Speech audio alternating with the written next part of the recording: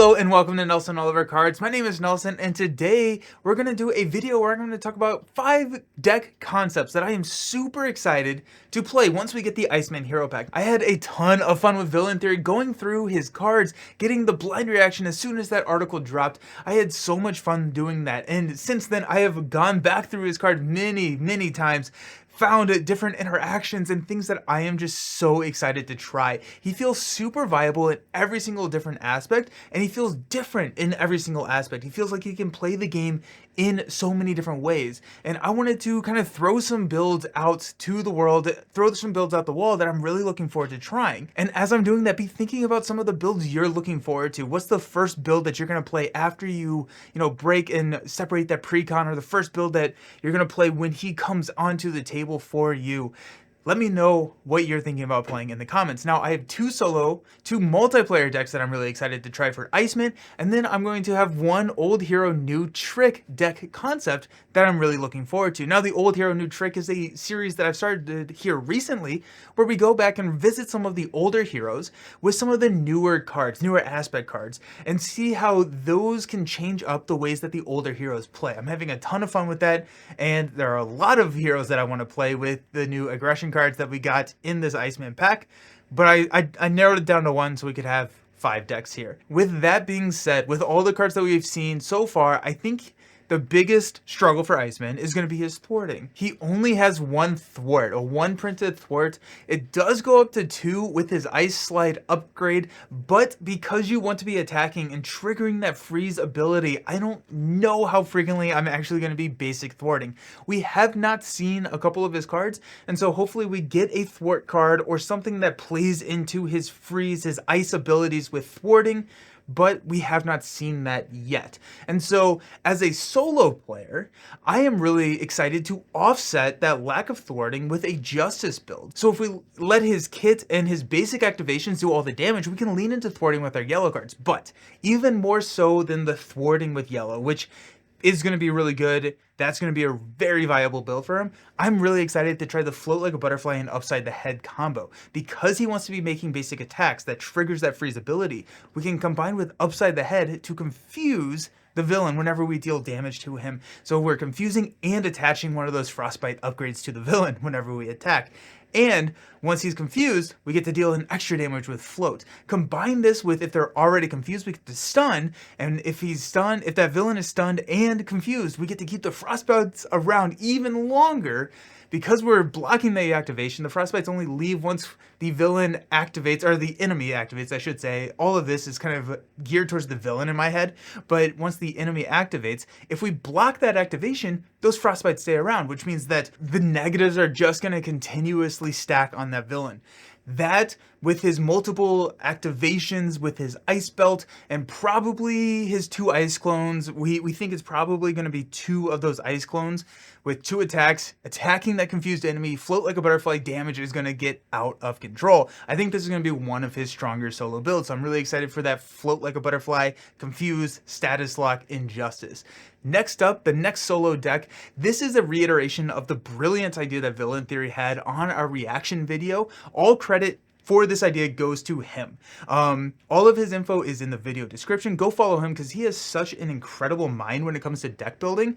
But this idea made me so excited that I could not talk about it. But this is Villain Theory's idea. It's a recursion of Mirage in leadership. So after Mirage enters play, you can choose an enemy whose scheme is less than her to thwart and stun that enemy. So since frostbites lower the scheme of the villain, this is going to be able to hit that villain very easily with rapid responses, regroups, and make the calls. You can pretty much guarantee to have a perma-stunned villain.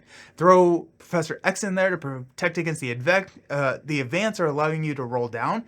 You're just going to be able to stack those frostbites on the villain to a reasonable amount, I guess. Like, you may not need to have 6 frostbites on the villain, but those stay there. And then it's just going to be so much fun to just recur Mirage, stun lock, and then since she has 2 thwarts, and thwart is kind of the weakness that we are kind of perceiving that Iceman is going to have, she's coming in, she's going to be able to activate 1 or 2 times depending on how you bring her in.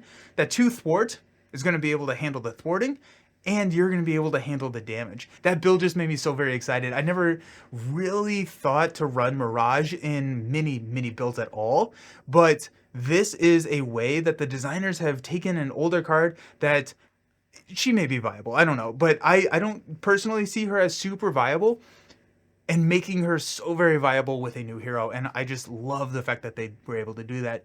The first multiplayer build is also something that I'm really excited to run in solo with a slightly modified deck, but Iceman may be one of the best support heroes we have in the game. With his Ice Wall blocking damage to any friendly character, Frozen Solid preventing activations, Frostbite reducing how much that villain is activating for, and his pumped up stats, he can really just protect the entire table. If you run him in protection, you give him a 4 defense once you get an armored vest and his ice slide on the table, you potentially get a free ready after that first defense with the cryokinetic perception trigger, or you could just use other ways in green to ready. You're basically able to protect everybody at the table, and that's before we even start talking about allies. So if we run allies, if we run all of these supports and upgrades and basic defenses that are going to be able to protect more heroes at the table, I am so here for it. Plus he's X-Men, so he has access to all of the awesome X-Men characters,